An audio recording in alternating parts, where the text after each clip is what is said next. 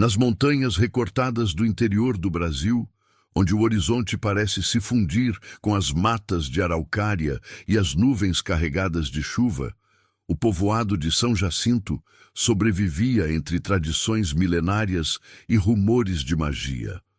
A terra guardava feridas de antigas batalhas e, a cada ano, a temporada de tempestades trazia consigo a inquietação de que algo extraordinário estava destinado a acontecer. Os telhados de barro e as paredes brancas das casas protegiam histórias que ninguém se atrevia a contar em voz alta. Ali, sob o manto dos morros e à sombra de uma igreja em ruínas, Maria Valeriana vivia.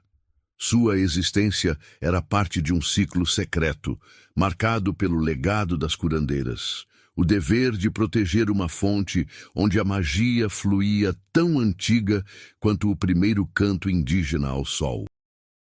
Antes de continuar, quero convidá-lo de maneira tranquila. Inscreva-se no canal e comente de onde você está nos assistindo. Sua participação ajuda esta comunidade a continuar crescendo e compartilhando histórias que marcam o coração. Desde criança, Maria conhecia o peso do juramento materno, aquele sussurro transmitido entre gerações. Se a magia for corrompida, o sangue guardião se consome. Sua vida estava intimamente ligada à pureza da fonte, oculta atrás da folhagem e defendida com orações antigas e cuidados que ninguém mais entendia.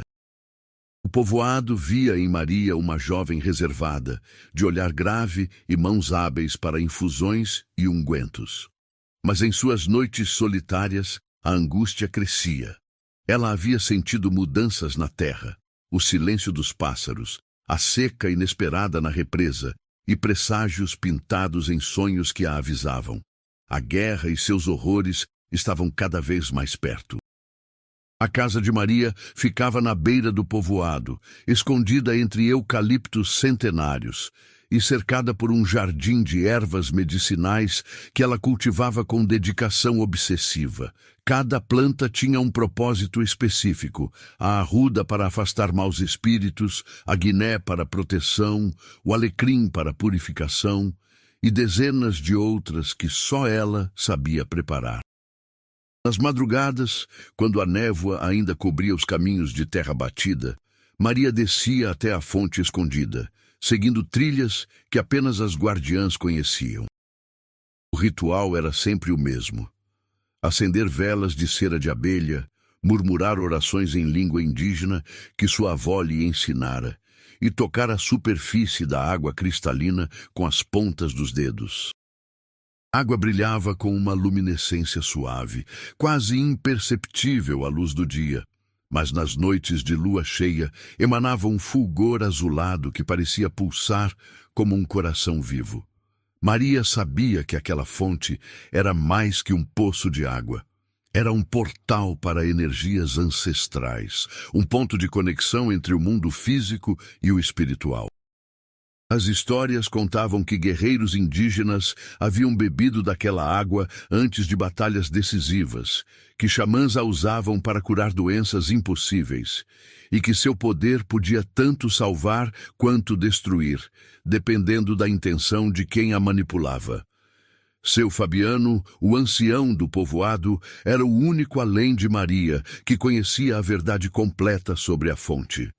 Ele havia sido amigo de sua avó e testemunhara o juramento que marcara Maria desde o nascimento. Nas tardes de domingo, quando o povoado dormia sua sesta tradicional, Fabiano visitava Maria para conversar sobre os sinais da natureza e interpretar os presságios que ela relatava. "A terra está inquieta, menina", ele dizia, balançando a cabeça grisalha. "As formigas estão migrando para o sul, os corvos voam em círculos sobre a igreja, e ontem vi um veado branco na mata. Não há dúvida, algo grande está por vir." Maria passava seus dias atendendo os habitantes de São Jacinto. Preparava chás para febres, cataplasmas para feridas, ungüentos para dores nas articulações e benzimentos para crianças assustadas. As mulheres a procuravam para problemas do coração e do ventre. Os homens vinham em segredo, envergonhados de admitir que precisavam de ajuda espiritual. Ela nunca cobrava por seus serviços, mas aceitava ovos frescos, farinha de mandioca, queijos curados e frutas da estação que as pessoas traziam em agradecimento. Sua casa cheirava sempre a ervas secas, fumaça de defumação e barro fresco das panelas de cerâmica onde preparava suas poções. Mas a tranquilidade dos últimos anos começara a se desmanchar como névoa sob o sol. Viajantes traziam notícias alarmantes. O Império estava em guerra com forças rebeldes nas fronteiras e o conflito se aproximava do interior. Falava-se de um general implacável que conquistava territórios em nome do imperador, um homem chamado João de Souza, conhecido por sua crueldade estratégica e por nunca deixar sobreviventes entre os que ousavam resistir. Os rumores diziam que ele buscava algo além de terras, uma arma mística, um poder antigo que pudesse garantir vitória definitiva. Uma noite, Maria teve o sonho mais claro de todos. Viu soldados marchando pelas ruas de São Jacinto, suas botas esmagando as flores do jardim comunitário. Viu fogo consumindo os telhados de palha, mulheres chorando, crianças escondidas nos porões. E no centro de tudo, um homem de uniforme escuro, olhos penetrantes como brasas, apontando diretamente para ela. "Você é a chave", ele dizia na visão. "Você vai me dar o que preciso, ou seu povoado pagará o preço." Maria acordou banhada em suor frio, o coração batendo descompassado, sabendo que aquele não era apenas um pesadelo, era um aviso. Nos dias seguintes, preparou-se da única maneira que sabia, fortalecendo as proteções mágicas ao redor da fonte. Enterrou cristais de quartzo nos 4 pontos cardeais, traçou símbolos de proteção nas árvores circundantes com carvão sagrado e fez oferendas de mel, tabaco e cachaça aos espíritos guardiões da terra. Seu Fabiano a ajudou a esconder parte dos ingredientes mais raros de sua farmácia natural em um abrigo subterrâneo que ele próprio cavara anos atrás, quando os primeiros rumores de conflito chegaram à região. "Maria, se chegar ao pior, você precisa fugir", Fabiano insistia, segurando suas mãos ásperas entre as dele. "A fonte pode ser protegida de outras maneiras. Sua vida vale mais que qualquer magia." Mas Maria sabia que não era verdade. Não para ela, não quando sua própria existência estava entrelaçada ao destino daquela água sagrada. "Se eu abandonar meu posto, seu Fabiano, a magia se corrompe sozinha. É assim que funciona o juramento. Minha vida e a fonte somos uma coisa só." O povoado começou a sentir a tensão. As conversas nas vendas se tornaram sussurradas. Os homens verificavam fechaduras e escondiam ferramentas que poderiam servir como armas. As mães mantinham as crianças perto de casa e as orações na igreja em ruínas se multiplicaram. Padre Antônio, o velho sacerdote que dividia seu tempo entre 3 povoados da região, passou uma semana inteira em São Jacinto, celebrando missas especiais e abençoando casas. Ele sabia, como todos sabiam, que algo estava prestes a mudar para sempre. Maria passava mais tempo na fonte, às vezes dormindo ao lado dela, usando apenas um cobertor fino e uma pedra como travesseiro. Sentia que a conexão precisava ser reforçada, que cada momento de proximidade fortalecia o vínculo entre guardiã e magia. A água parecia responder à sua presença, brilhando mais intensamente quando ela cantarolava as canções antigas, ondulando suavemente quando ela chorava de medo e incerteza. "Não os deixe me levar", ela sussurrava para a fonte, como se fosse uma entidade consciente. "Não os deixe nos corromper." E então, numa noite sem lua, o silêncio foi quebrado.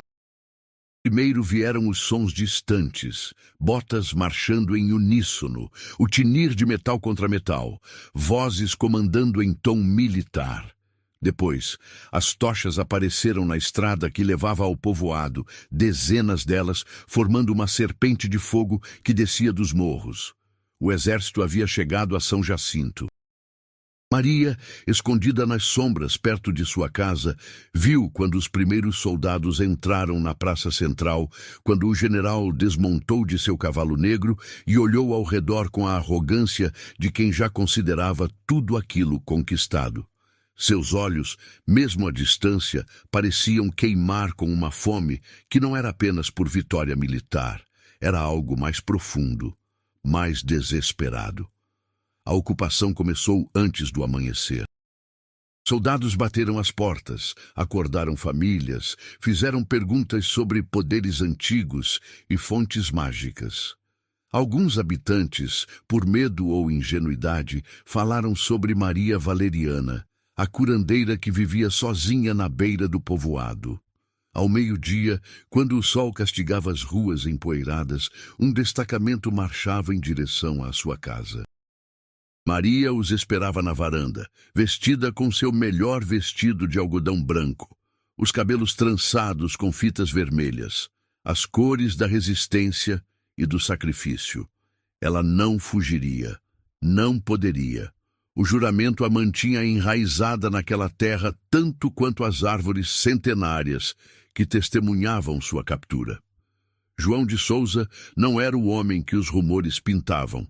Ou talvez fosse exatamente aquilo, mas com camadas que ninguém se importava em enxergar.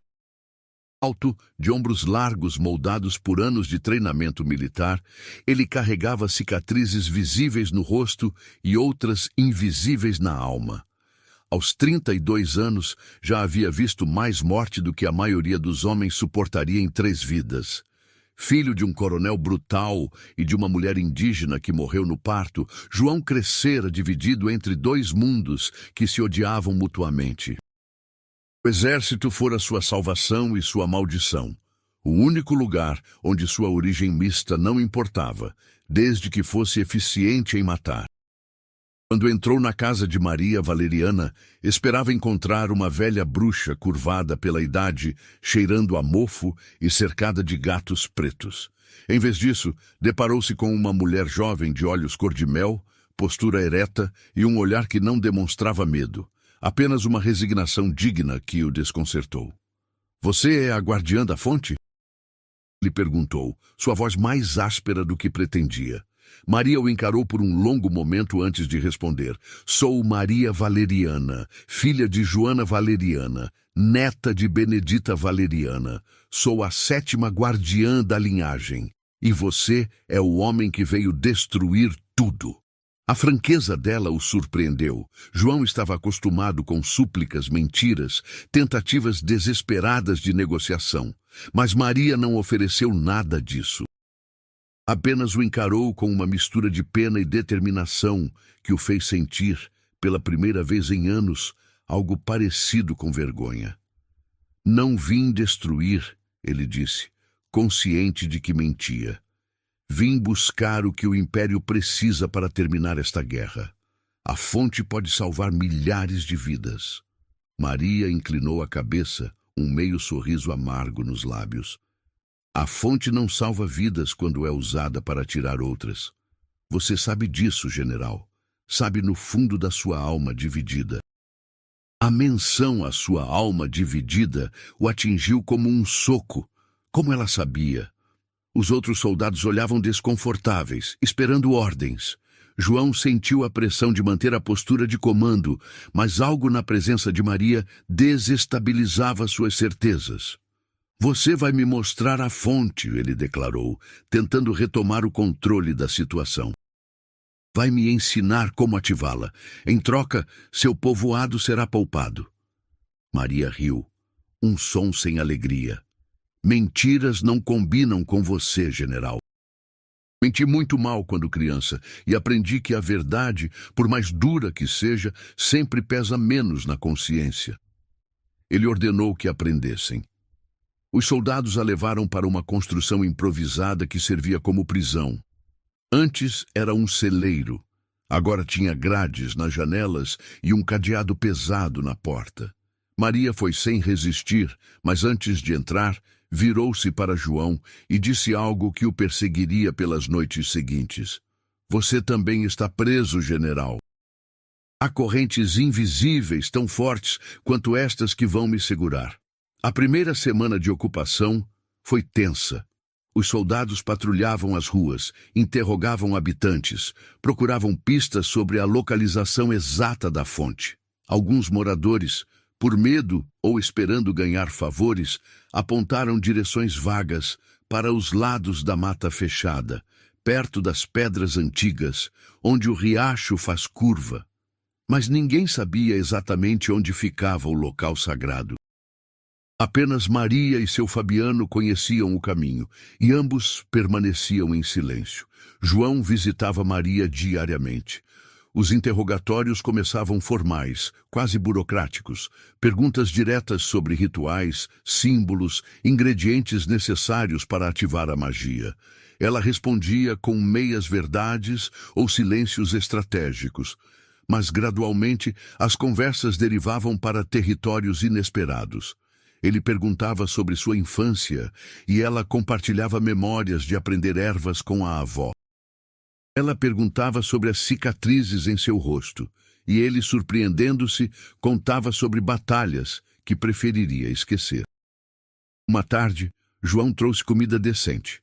Pão fresco, queijo, frutas, em vez da ração militar que os guardas costumavam deixar.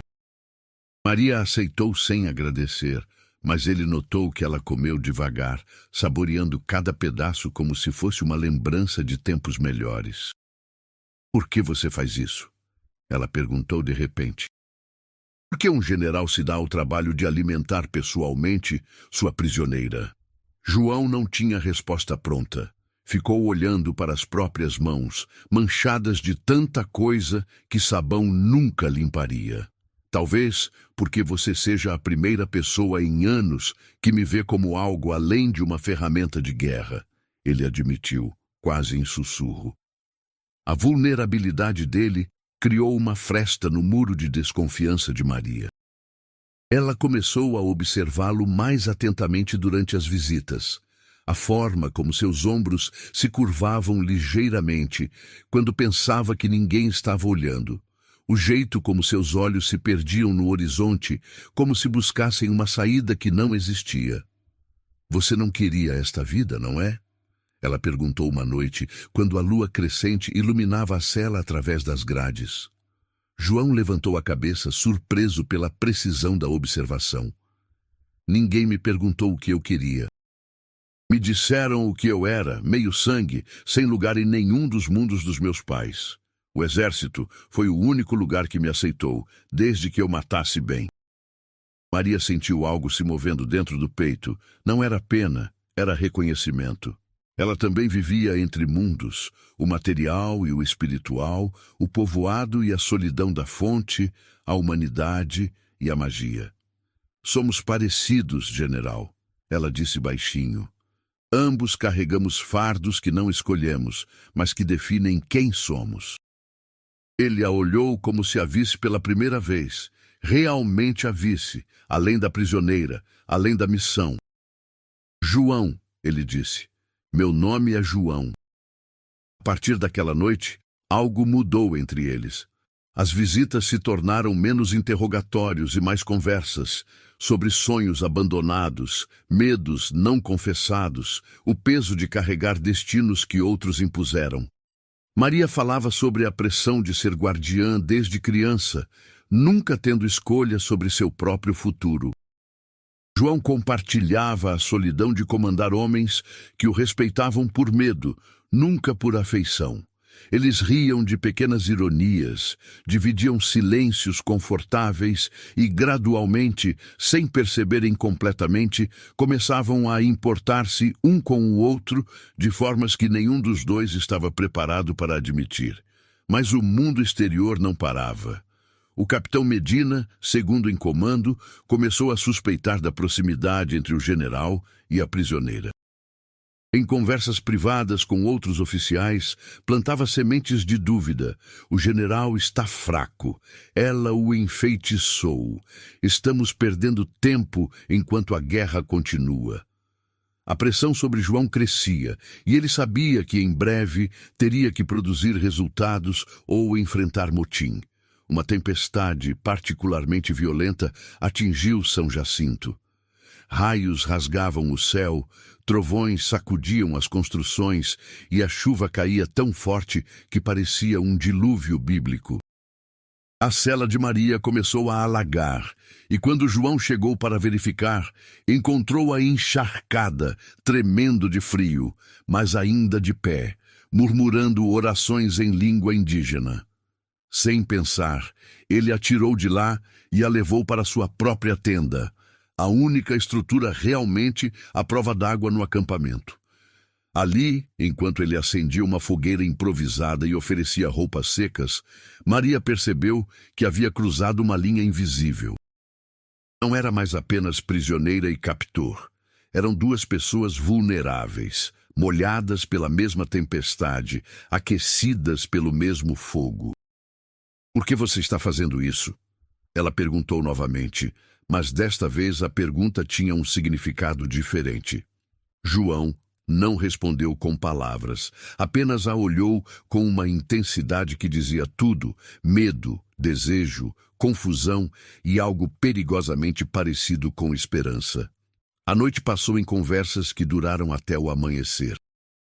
Eles falaram sobre o que suas vidas poderiam ter sido se tivessem feito escolhas diferentes, se tivessem nascido em outros tempos. Maria admitiu que às vezes invejava as mulheres comuns do povoado, que podiam casar, ter filhos, viver vidas simples, sem juramentos de sangue.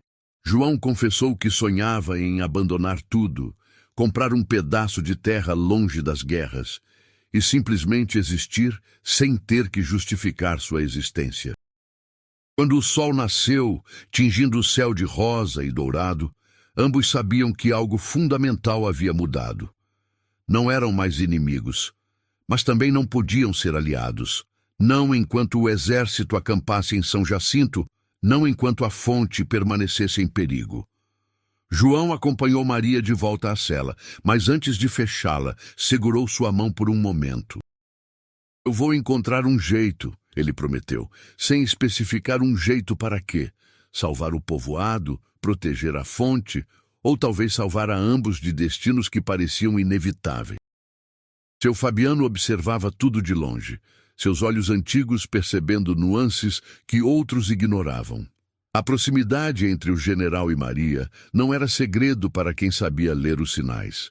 A forma como João demorava mais nas visitas, como Maria começava a suavizar o olhar quando ele chegava. O ancião sabia que aquilo poderia ser tanto a salvação quanto a perdição de todos. Em tempos normais, um romance seria motivo de festa. Naquelas circunstâncias, era dinamite esperando um estopim. Foi Fabiano quem iniciou a verdadeira resistência, usando sua idade como disfarce. Afinal, quem suspeitaria de um velho curvado que mal andava? Ele começou a organizar encontros secretos com outros moradores confiáveis. A casa de Dona Rosa, que tinha um porão escondido atrás de uma prateleira falsa, tornou-se o quartel-general da conspiração. Ali, à luz de velas e em sussurros cuidadosos, planejavam formas de proteger a fonte sem colocar Maria em risco maior. "Precisamos criar um mapa falso", sugeriu Tomás, o ferreiro, um homem de braços grossos e mente afiada. Algo convincente o suficiente para desviar os soldados da localização real. A ideia tinha mérito. Seu Fabiano conhecia lendas antigas o suficiente para inventar uma fonte fictícia, completa com marcas em árvores e pedras que pareceriam autênticas. "Mas precisamos de tempo", Dona Rosa ponderou, "e de alguém que possa plantar essa informação sem levantar suspeitas." A resposta veio de um lugar inesperado. Lucas, um jovem soldado do exército de João, começou a frequentar a venda de Dona Rosa para comprar cachaça, contra as regras, mas o capitão Medina fazia vista grossa desde que seus próprios vícios fossem ignorados. Lucas era diferente dos outros militares. Tinha apenas 18 anos, fora recrutado à força e claramente não tinha estômago para a guerra. Fabiano percebeu a oportunidade. Em conversas casuais, começou a sondá-lo, contando histórias sobre o povoado, lamentando os velhos tempos e gradualmente plantando a semente de que talvez as ordens que ele seguia não fossem tão justas quanto diziam. Levou 3 semanas para Lucas concordar em ajudar. Não por traição ao império, ele insistia, mas porque roubar magia de gente boa não vai acabar com guerra nenhuma, só vai criar mais ódio. Sua tarefa seria simples: encontrar o mapa falso que Fabiano prepararia, levá-lo ao general como se fosse resultado de investigação própria e ganhar a confiança que permitiria aos conspiradores saber os movimentos do exército com antecedência. Enquanto isso, Maria enfrentava dilemas crescentes. As visitas de João se tornaram o ponto alto e o tormento de seus dias. Ela via nele não mais o inimigo invasor, mas um homem partido ao meio por lealdades conflitantes, tão preso às circunstâncias quanto ela. Uma tarde, ele trouxe papel e carvão. "Me mostre os símbolos", pediu, sua voz tensa. "Não para ativar a fonte, juro que não é para isso. Mas preciso mostrar algo aos meus superiores, ou eles vão enviar outro destacamento, alguém sem consideração." Maria entendeu o que ele não disse. Sem consideração por ela, pelo povoado, pelas vidas que seriam destruídas. Ela pegou o carvão com mãos trêmulas. "Vou desenhar alguns símbolos", disse lentamente, "mas não os verdadeiros. Vou criar uma versão alterada, parecida o suficiente para convencer quem não conhece, inútil para quem tenta usar." João assentiu, grato e aliviado. "Você está me salvando", ele murmurou. Maria o encarou. "Não, estou nos salvando. A ambos. Porque se você falhar, eles o matarão junto com todo o resto." O desenho que ela criou era uma obra-prima de sutileza. Os símbolos pareciam autênticos, baseados em elementos reais da tradição indígena que qualquer especialista reconheceria como legítimos. Mas as posições estavam invertidas, as conexões alteradas de formas que transformariam qualquer ritual em algo inócuo. Era como uma receita de bolo, onde alguém trocasse sal por açúcar. Os ingredientes estavam lá, mas o resultado seria completamente diferente. João levou os desenhos para a capital, apresentando-os como avanço significativo. A resposta veio 2 semanas depois. Mais tempo concedido, mas também mais pressão. O Império queria resultados tangíveis, não promessas. Novos especialistas seriam enviados para verificar a autenticidade dos símbolos. O cerco estava se fechando. Foi nesse período que o relacionamento entre Maria e João cruzou definitivamente a linha da amizade. Uma noite, quando ele chegou visivelmente exausto, manchas de sangue na camisa de um soldado ferido que ajudara, Maria não pensou, apenas agiu. Pediu água limpa, rasgou tiras de pano e começou a limpar os ferimentos menores que ele nem notara que tinha. As mãos dela eram firmes, mas gentis, e João fechou os olhos, permitindo-se por um momento ser cuidado em vez de cuidar. "Por que você não me odeia?" ele perguntou de repente, a voz rouca de cansaço. Maria parou, as mãos ainda em seu braço. "Porque ódio seria desperdício de energia", respondeu. "E porque, por mais que eu queira, não consigo ver você como o inimigo. Vejo um homem tão preso quanto eu, tentando não se afogar enquanto todos ao redor empurram sua cabeça para baixo." Ele abriu os olhos e a olhou. Realmente olhou, e naquele momento, cercados por paredes de celeiro transformado em prisão, com cheiro de terra molhada e ervas medicinais, João de Souza fez algo que não fazia desde criança. Chorou.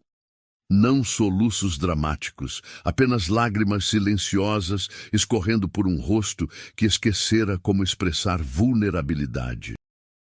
Maria não disse nada, apenas segurou sua mão, oferecendo a única coisa que podia: presença, compreensão, o reconhecimento de que ele era humano apesar de tudo.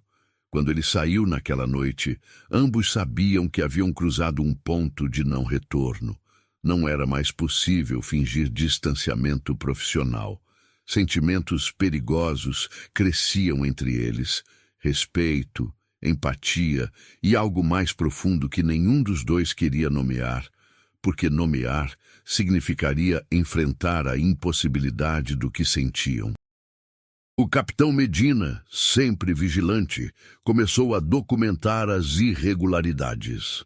O tempo excessivo que o general passava com a prisioneira, a falta de progresso real na localização da fonte, o tratamento preferencial que ela recebia. Em relatórios secretos enviados diretamente aos superiores na capital, pintava o quadro de um comandante comprometido, possivelmente enfeitiçado, certamente negligente em seu dever. A tensão no acampamento militar aumentava. Os soldados estavam cansados, com saudades de casa, frustrados pela missão que se estendia sem resultados concretos. Pequenas brigas começaram a eclodir entre eles, disputas sobre rações, turnos de guarda, qualquer coisa que servisse de válvula de escape para o estresse acumulado. João sentia o controle escorregando por entre os dedos, mas toda vez que considerava forçar Maria a revelar a localização da fonte, lembrava-se de suas lágrimas secas em suas mãos e não conseguia. Seu Fabiano conseguiu fazer Lucas encontrar o mapa falso. A encenação foi convincente. O jovem soldado relatou ter seguido uma velha trilha, encontrado marcações estranhas em árvores e finalmente descoberto um pergaminho escondido em uma cavidade de pedra. O mapa mostrava um local na direção oposta à fonte verdadeira, suficientemente distante para garantir dias de busca infrutífera. João recebeu o mapa com esperança renovada e desespero oculto. Esperança, porque era prova tangível de avanço. Desespero, porque sabia que quando seguissem aquela trilha e não encontrassem nada, as consequências seriam terríveis. Ele mostrou o mapa a Maria, procurando nos olhos dela alguma confirmação ou negação. Ela o estudou cuidadosamente, e ele percebeu o lampejo quase imperceptível de reconhecimento, não do mapa em si, mas da intenção por trás dele. Parece autêntico, ela disse neutralmente, mas mapas podem enganar. A terra muda, árvores caem, rios mudam de curso. Era um aviso velado, e João o entendeu, mas já era tarde demais para recuar. A expedição foi organizada para a semana seguinte. 50 homens, provisões para 5 dias, equipamentos de escavação. O capitão Medina insistiu em liderar pessoalmente com um sorriso que não chegava aos olhos. Vou trazer a glória para o Império, general. Ele declarou alto o suficiente para que outros ouvissem. E provar que algumas pessoas levam a missão mais a sério que outras. Na noite antes da expedição, João visitou Maria uma última vez. Não falaram muito, palavras pareciam insuficientes para o que sentiam. Ele trouxe uma manta grossa, porque as noites esfriavam, e um pequeno frasco de perfume que comprara de um vendedor ambulante. Para que você se lembre que ainda existe beleza no mundo, ele disse, constrangido pela inadequação do gesto. Maria aceitou o presente com ternura que surpreendeu a ambos.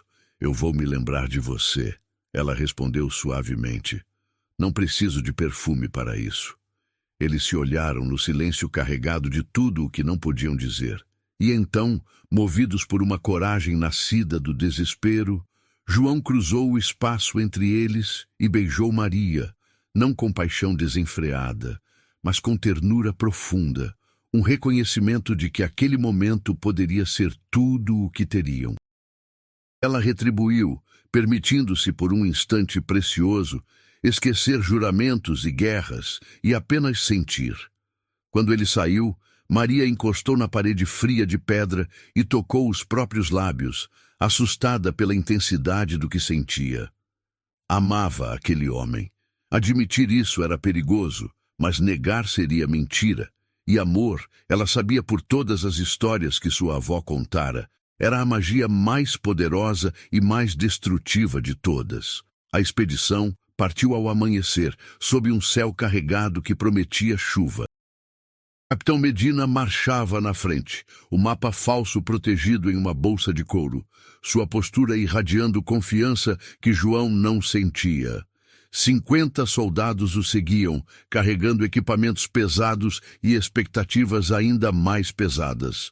João ficou no acampamento, oficialmente para manter a ordem, mas na verdade porque não suportava a ideia de liderar seus homens para o fracasso inevitável. Com a maioria dos soldados ausentes, o acampamento se tornou quase fantasmagórico. Apenas 20 homens permaneceram para guardar o perímetro e vigiar os poucos prisioneiros, Maria sendo a mais importante. João aproveitou a calmaria para visitá-la durante o dia, algo impossível quando Medina estava presente. Eles conversaram por horas, não mais sobre a fonte ou a guerra, mas sobre coisas simples, comidas favoritas, estações do ano, memórias de infância que ainda traziam sorrisos. Se você pudesse ir para qualquer lugar, João perguntou, deitado no chão de terra batida da cela, enquanto Maria se sentava na única banqueta. Para onde iria? Ela pensou por um longo momento. Para o mar, respondeu finalmente. Nunca vi o mar. Minha avó dizia que era como a fonte, mas infinito, água que cura e destrói, que guarda segredos mais antigos que a humanidade. João sorriu, imaginando Maria na praia, cabelos soltos ao vento, pés descalços na areia. Quando isso tudo acabar, ele disse, e ambos entenderam a ingenuidade da frase, eu levo você lá. Vamos ver o amanhecer sobre as ondas e comer peixe fresco e não falar sobre guerra ou magia. Maria riu, mas seus olhos brilharam com algo perigosamente parecido com esperança. Promessas são perigosas, general. João, ele corrigiu como sempre. E eu sei, mas algumas promessas valem o risco. Enquanto isso, na expedição, Medina começava a suspeitar.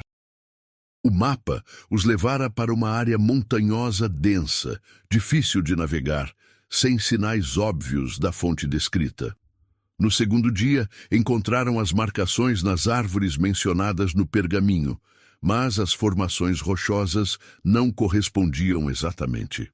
No terceiro dia, abriram 3 cavernas diferentes, todas vazias, exceto por morcegos e umidade. A frustração crescia entre os soldados. Alguns começaram a murmurar que o mapa era falso, que haviam sido enganados. Medina, furioso, mas tentando manter a aparência de controle, ordenou buscas mais amplas. A fonte está aqui, ele insistia, mais para si mesmo que para os outros. Tem que estar. Mas no quarto dia, quando a chuva finalmente chegou, transformando trilhas em rios de lama e tornando cada passo uma luta, até Medina teve que admitir a verdade. Haviam sido ludibriados. A marcha de volta foi sombria. Os soldados, exaustos e molhados, resmungavam abertamente sobre liderança incompetente e missões impossíveis. Medina, cavalgando na frente com maxilar travado e olhos queimando de raiva, já arquitetava sua próxima jogada. Se o general estava comprometido demais para fazer o necessário, ele tomaria as rédeas.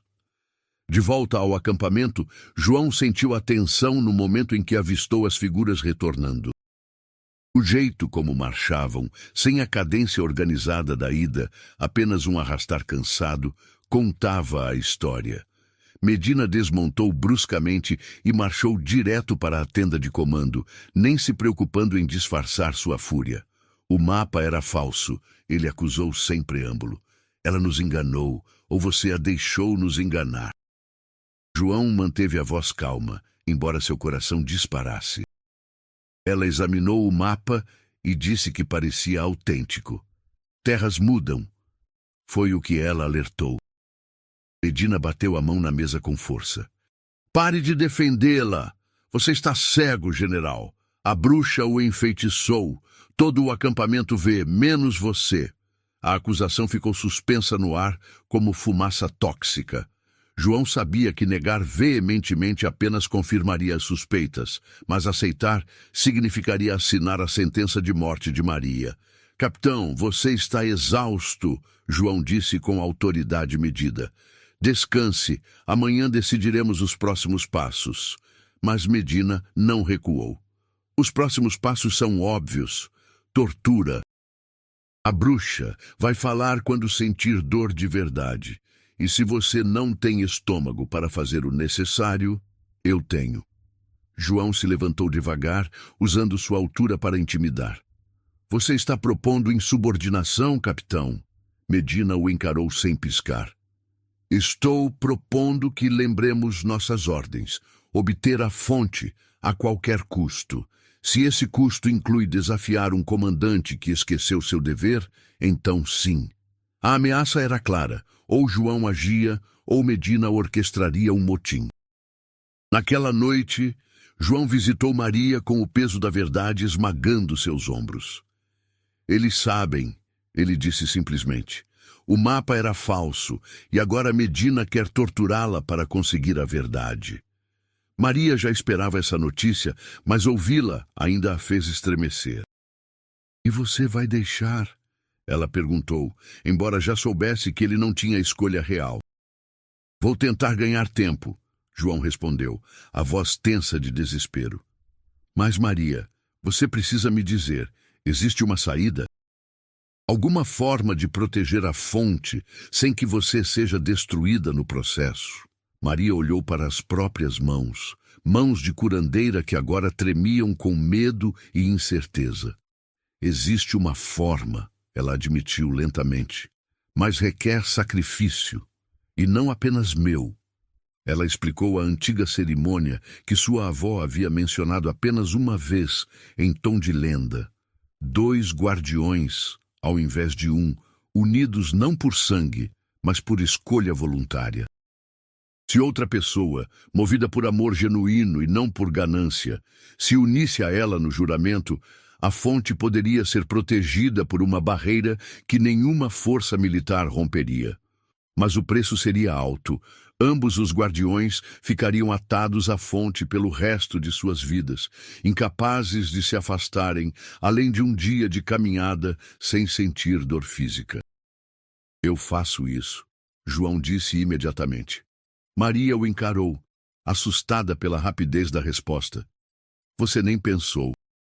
Seria o fim de sua carreira militar, o fim da vida que conhece. Ele riu sem humor. Que vida? Seguir ordens que odeio? Matar pessoas que nunca me fizeram mal? Maria, você me deu mais razão para viver nessas últimas semanas do que o exército me deu em 15 anos. As lágrimas que Maria vinha segurando finalmente caíram. É loucura, ela sussurrou. Mal nos conhecemos. Você está oferecendo sua liberdade por você, ele interrompeu, tomando suas mãos. Pela chance de ser algo além de uma ferramenta de destruição. Se proteger essa fonte significa que finalmente estarei do lado certo de alguma coisa, então aceito o preço. Mas antes que pudessem planejar mais, gritos ecoaram do lado de fora. João correu para ver o tumulto. Medina e um grupo de soldados marchavam em direção à cela, tochas na mão e expressões determinadas. Acabou, general! Medina gritou. Você teve sua chance, agora faremos do nosso jeito. O que Medina não sabia era que seu Fabiano, sempre vigilante, havia preparado um último recurso. Ao primeiro sinal de movimentação hostil, o ancião acionou o alarme combinado. 3 fogueiras acesas simultaneamente nos pontos mais altos do povoado. Era o sinal para que todos os habitantes se reunissem, não para lutar, seria suicídio, mas para testemunhar. Em minutos, dezenas de moradores cercavam a cela, silenciosos, mas presentes. Mulheres segurando crianças, homens de mãos vazias, mas postura firme, velhos apoiados em bengalas, não diziam nada. Apenas formavam uma parede humana de olhares acusadores. Medina parou, desconcertado. Sua violência funcionava em campos de batalha, mas diante de civis desarmados que apenas observavam, hesitou. João aproveitou a pausa. Capitão, você quer torturar esta mulher na frente de testemunhas? Ele perguntou alto o suficiente para todos ouvirem. Quer que a história do Império seja manchada por brutalidade contra uma curandeira desarmada? Que façanhas heróicas relatará aos seus superiores? O sarcasmo era evidente, e vários soldados começaram a parecer desconfortáveis. Eles haviam assinado para lutar inimigos armados, não para torturar mulheres diante de povoados inteiros. Medina sentiu o apoio escapando, e sua face enrubesceu de raiva e humilhação. Isto não acabou, ele sibilou para João. Vou relatar tudo, sua traição, sua fraqueza. E quando as ordens vierem de cima, nem mesmo esses espectadores vão poder protegê-la. Ele recuou, mas João sabia que a vitória era temporária. Dias, talvez uma semana no máximo antes que tropas frescas chegassem com ordens explícitas. A areia na ampulheta estava quase esgotada. Era hora de jogar a última carta, a cerimônia ancestral que poderia salvar a fonte, mas mudaria suas vidas para sempre. A decisão estava tomada, mas executá-la era outra questão. Maria precisava de ingredientes específicos para o ritual. Ervas que só cresciam na lua minguante, água coletada antes do amanhecer, cristais enterrados em pontos precisos ao redor da fonte. E, acima de tudo, precisavam chegar à fonte verdadeira sem que os soldados desconfiassem. Seu Fabiano se tornou a chave do plano. Como ancião respeitado que os soldados consideravam inofensivo, ele poderia circular mais livremente. Nos 3 dias seguintes, o velho coletou discretamente os ingredientes necessários, escondendo-os em cestas de lavanderia, sacos de farinha, até no forro de seu chapéu surrado.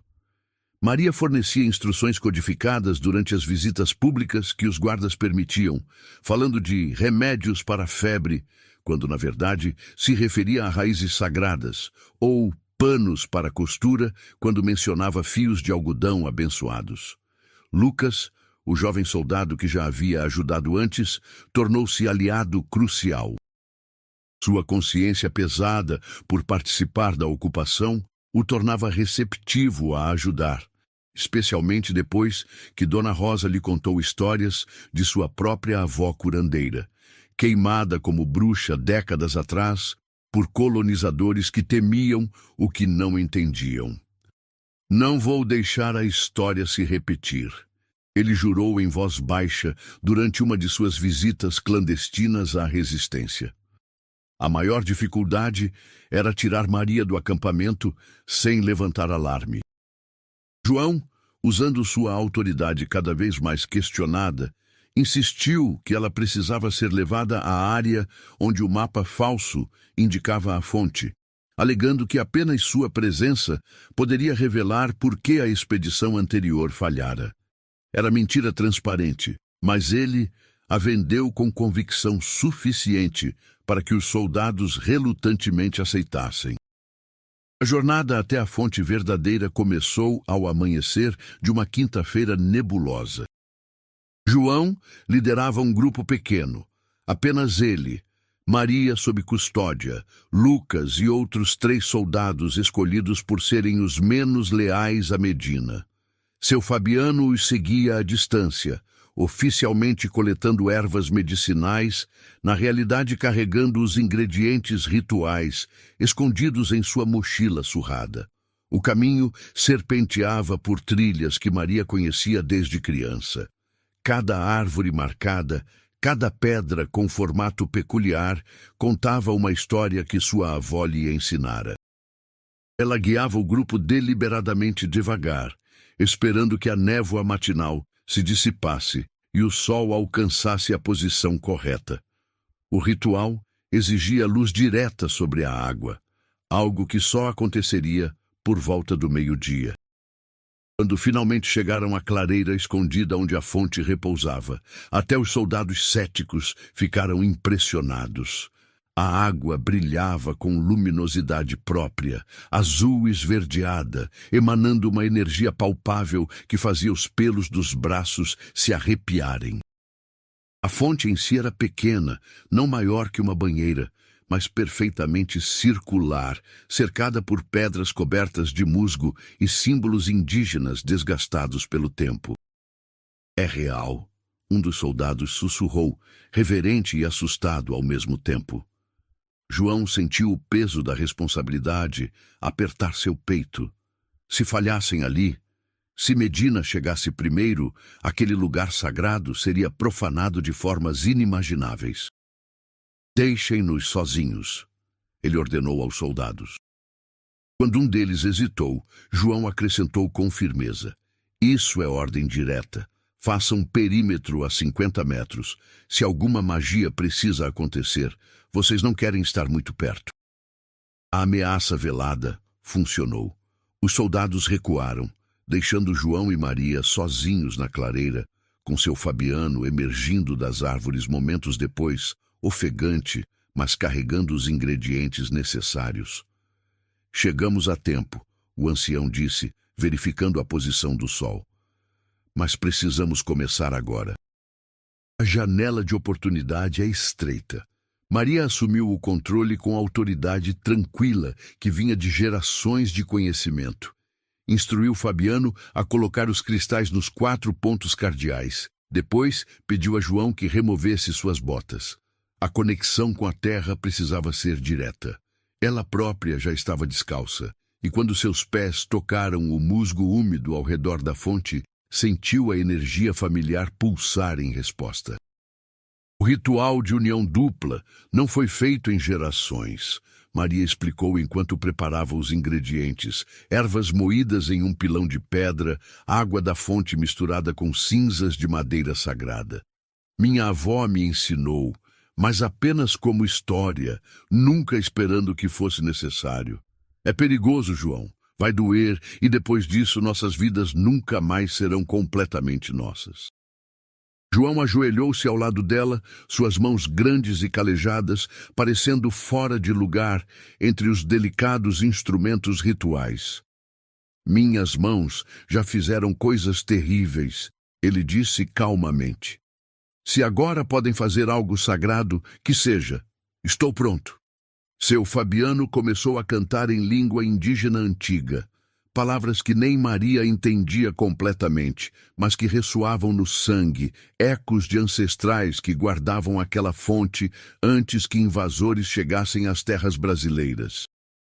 A melodia era hipnótica, subindo e descendo em escalas que pareciam imitar o vento nas árvores e o burburinho da água. Maria desenhou símbolos nas testas de ambos com a pasta de ervas, círculos entrelaçados representando eternidade e união, linhas retas simbolizando força e propósito. A sensação era fria primeiro, depois quente, depois ardia de forma que fazia os olhos lacrimejarem. João cerrou os dentes, mas não se afastou. "Agora bebemos juntos", Maria instruiu, enchendo uma cuia de madeira entalhada com água da fonte. 3 goles cada, alternados, e enquanto bebemos, precisamos jurar em voz alta, proteger a fonte acima de nossas vidas, honrar sua magia acima de nossas ambições e servir seu propósito até nosso último suspiro. Ela bebeu primeiro. A água tinha gosto de terra molhada, lírio d'água e algo indefinível, antigo, poderoso, vivo de formas que água comum nunca seria.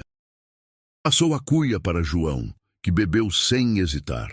Alternaram 3 vezes, cada gole acompanhado do juramento falado em uníssono, suas vozes se fundindo como as águas de 2 rios encontrando o mesmo mar.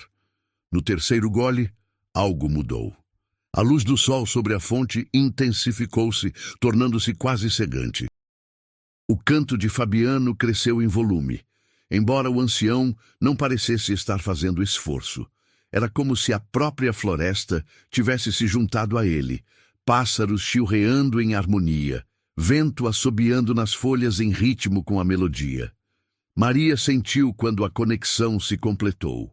Era como se uma corda invisível tivesse sido amarrada do centro de seu peito ao centro do peito de João, e dessa corda para a própria fonte, formando um triângulo de energia que pulsava com vida própria. Ela ofegou com a intensidade. Não era dor exatamente, mas uma plenitude tão completa que beirava o desconforto, como pulmões preenchidos até o limite absoluto. João sentiu também. Seus olhos se arregalaram e ele cambaleou, mas Maria segurou suas mãos, ancorando-o. Respire, ela instruiu. Respire e aceite. A magia está entrando em você, reconhecendo você. Não lute contra ela. Ele obedeceu, forçando respirações profundas e regulares, mesmo quando cada inalação parecia preencher não só seus pulmões, mas sua própria alma com algo vasto e antigo. E então, gradualmente, a sensação avassaladora começou a se acomodar, transformando-se em algo que ainda era poderoso, mas não mais assustador. Era como usar roupas novas que precisavam de tempo para se ajustar ao corpo. Quando abriram os olhos novamente, a luz havia voltado ao normal. Mas tudo parecia ligeiramente diferente. As cores mais vívidas, os sons mais nítidos e, acima de tudo, uma consciência constante da fonte, como um terceiro coração batendo em sincronia com os dois deles. Está feito, seu Fabiano disse com reverência, lágrimas escorrendo por seu rosto enrugado. A fonte tem 2 guardiões agora. Nenhum exército, nenhum rei, nenhuma força humana pode corrompê-la enquanto vocês viverem e mantiverem o juramento. Maria e João se olharam, ainda segurando as mãos, e viram refletidos um no outro o peso e a maravilha do que acabaram de fazer. Não eram mais apenas guardiã e general.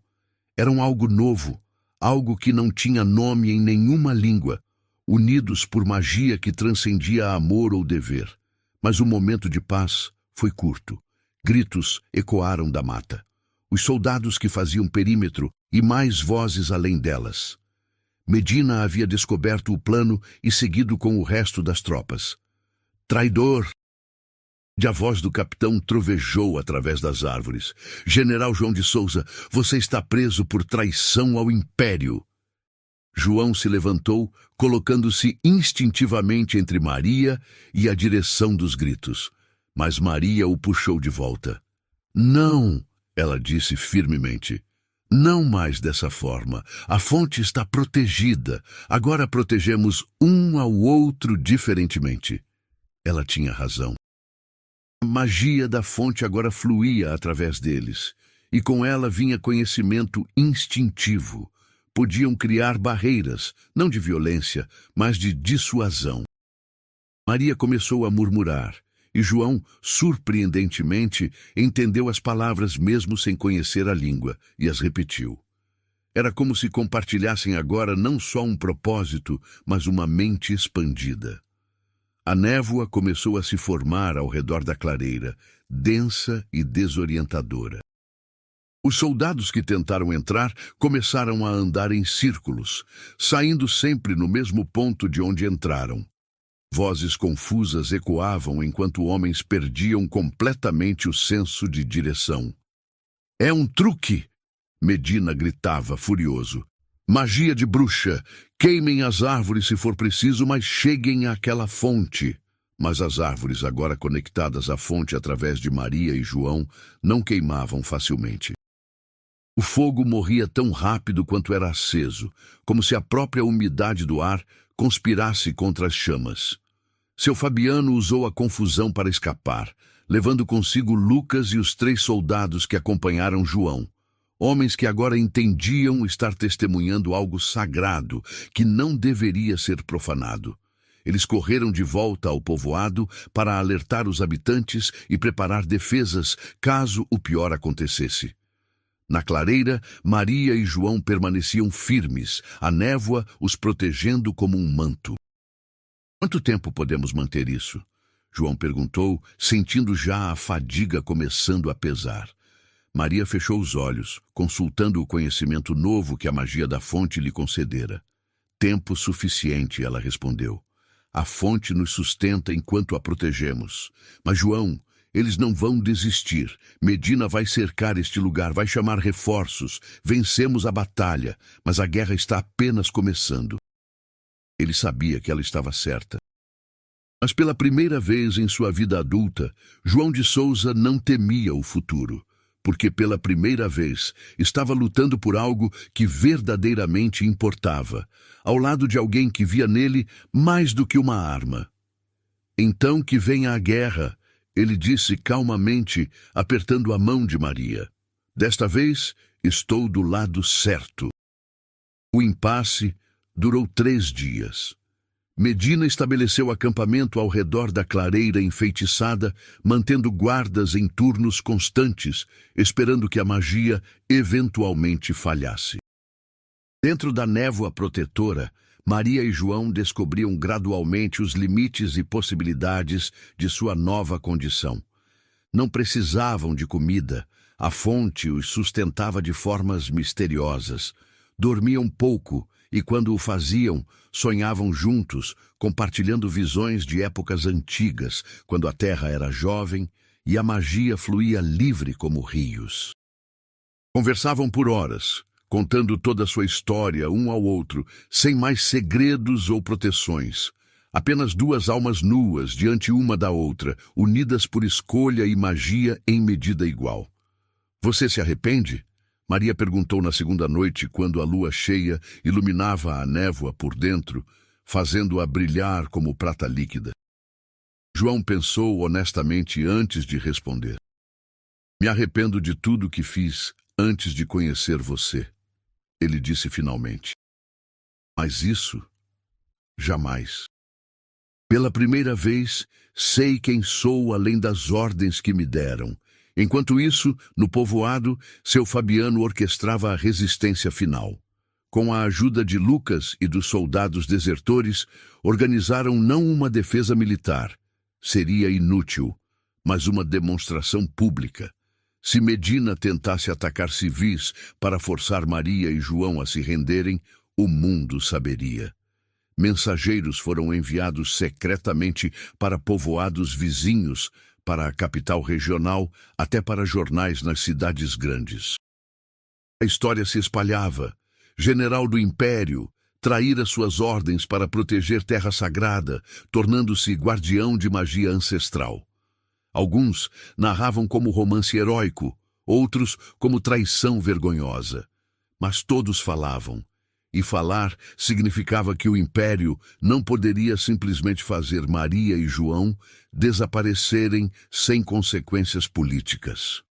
No 4º dia, um oficial superior chegou da capital, General Augusto Ferreira, homem idoso de cabelos brancos e olhos astutos.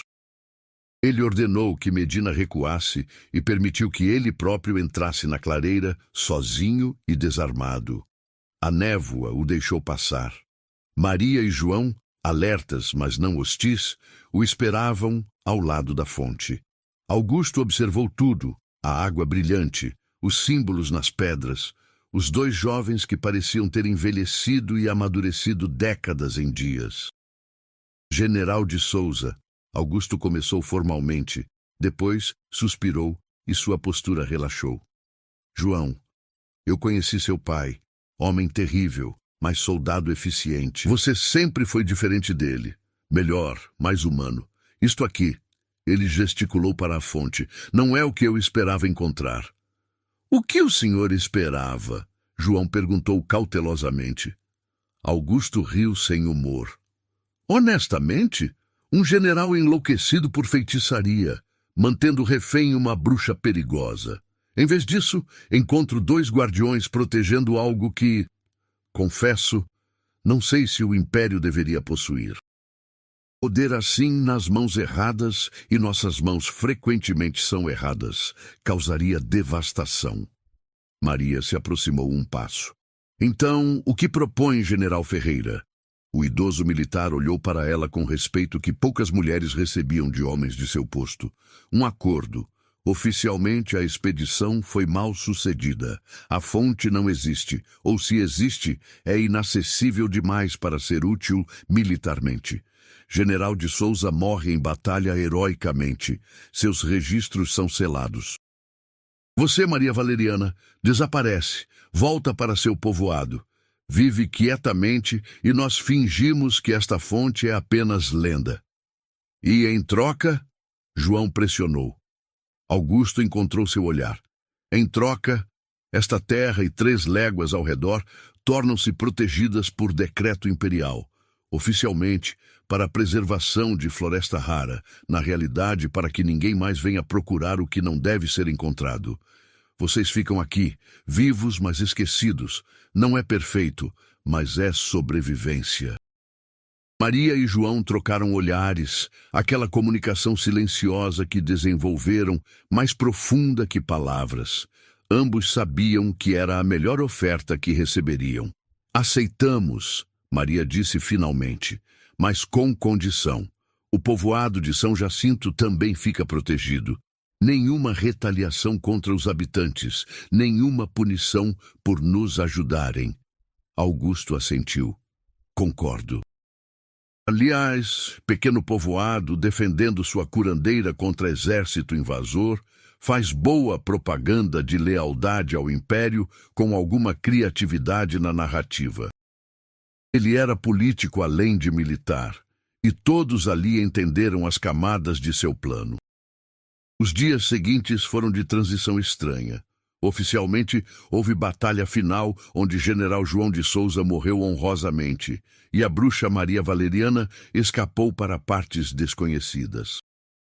Na realidade, João removeu suas insígnias militares pela última vez, queimou seu uniforme na fogueira e assistiu o exército partir de São Jacinto com mistura de alívio e melancolia. O povoado recebeu decreto imperial garantindo proteção e autonomia. Seu Fabiano chorou de alegria quando leram o documento na praça, vitória impensável semanas atrás. Lucas, o jovem soldado, desertou oficialmente e decidiu ficar em São Jacinto aprendendo o ofício de ferreiro com Tomás. Já tive suficiente de guerra, ele disse simplesmente.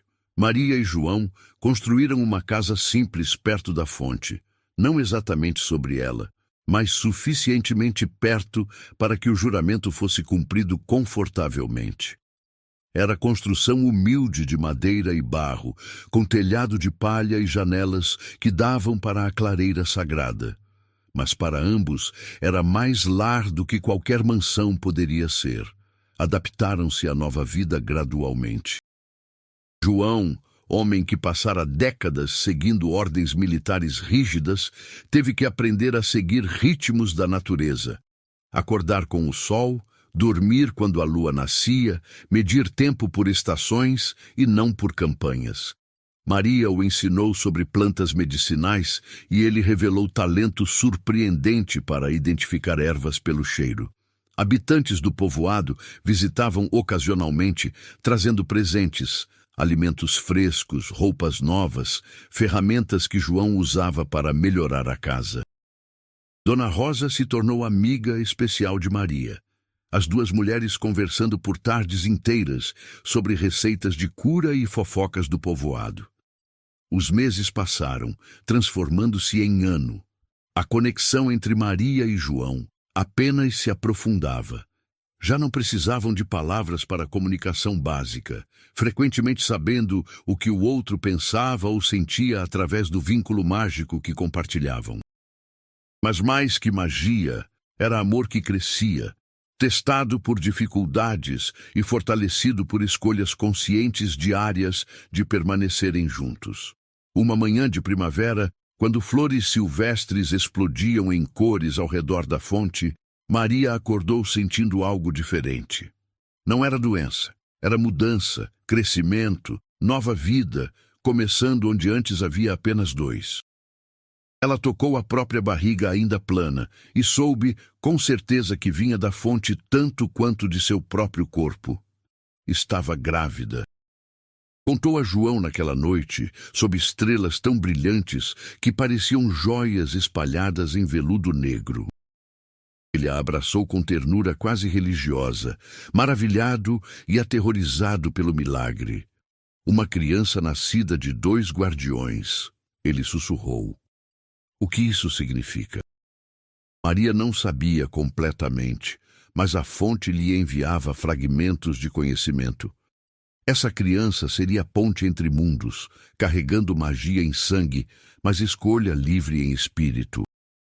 Não seria escrava do juramento como Maria fora, mas herdeira de sabedoria que poderia escolher aceitar ou recusar quando crescesse. Os meses de gravidez trouxeram mudanças. A fonte brilhava mais intensamente, como se celebrasse. Animais selvagens, veados, pássaros exóticos, até uma onça que normalmente evitaria humanos, visitavam a clareira pacificamente, como se prestassem respeito. Seu Fabiano, consultando antigas profecias que decorara na juventude, declarou que nascimentos associados a lugares de poder sempre significavam mudança de eras. Quando o trabalho de parto começou, foi Dona Rosa quem assistiu, suas mãos experientes guiando nova vida para o mundo. João segurava Maria, murmurando encorajamentos e orações em mistura de português e língua indígena que aprendera dela. E quando o choro do bebê finalmente ecoou pela clareira, a fonte jorrou luz pura por breves segundos, como se a própria magia saudasse sua chegada. Era menina, pele morena como a de Maria, olhos escuros e penetrantes como os de João. Eles a chamaram de esperança, porque era isso que representava, esperança de que amor poderia transcender guerra, de que escolhas podiam redimir passados manchados, de que magia e humanidade podiam coexistir em equilíbrio. Antes de encerrar, quero convidá-lo mais uma vez de forma tranquila. Inscreva-se no canal e comente de onde você está nos assistindo. Sua participação faz toda a diferença para que possamos continuar trazendo histórias que tocam o coração. Os anos que se seguiram foram os mais felizes que qualquer um deles havia conhecido. Esperança crescia cercada por amor e magia, aprendendo a caminhar nas mesmas trilhas que gerações de guardiãs antes dela percorreram. João, homem que uma vez espalhou morte, agora dedicava dias a nutrir vida, ensinando a filha a pescar, a reconhecer rastros de animais, a ler nas estrelas. Maria continuava suas práticas de cura, mas agora, com João como parceiro, ele aprendera tanto que habitantes do povoado começaram a procurá-lo também, especialmente homens que se sentiam desconfortáveis discutindo certas mazelas com uma mulher. Juntos, eram completos de formas que nenhum deles imaginara possível. Seu Fabiano viveu tempo suficiente para ver Esperança dar seus primeiros passos. No leito de morte, cercado por aqueles que amava, ele sorriu com serenidade absoluta. Cumpri meu propósito, ele sussurrou para Maria, que segurava uma de suas mãos, enquanto João segurava a outra. Protegi a fonte, protegi você, e vi amor vencer ódio. Que ancião pode pedir mais? Seu funeral foi celebração tanto quanto luto. O povoado inteiro compareceu, contando histórias de sabedoria e bondade que ele espalhou por décadas. Enterraram-no não no cemitério comum, mas perto da fonte, com permissão especial de Maria, pois ele também havia sido guardião à sua maneira. Os anos passaram, cada estação, trazendo seus ritmos. Esperança crescia forte e curiosa, fazendo perguntas difíceis que Maria e João respondiam com honestidade completa. Sobre guerra e paz, sobre erros e redenção, sobre preços que amores exigem e recompensas que oferecem. Quando ela completou 15 anos, levaram-na formalmente à fonte e explicaram sua herança. Você não precisa escolher agora, Maria disse, acariciando os cabelos da filha. Mas um dia, se quiser, pode tomar o juramento. Ou pode escolher vida diferente, casar, viajar, conhecer o mar que ainda não vimos. A magia não a escraviza. Ela oferece, mas você escolhe. Esperança, sábia além de seus anos, apenas assentiu pensativamente. Ela ainda não sabia que caminho tomaria, mas sabia que tinha tempo para decidir, cercada por amor incondicional de pais que entendiam profundamente o peso de escolhas irrevogáveis. E assim, nas montanhas do interior brasileiro, onde névoa se mistura com histórias antigas e magia corre tão profunda quanto raízes de árvores centenárias, a vida continuava. O general João de Souza, oficialmente morto e esquecido, vivia como simples guardião, encontrando paz que nunca sonhou possível.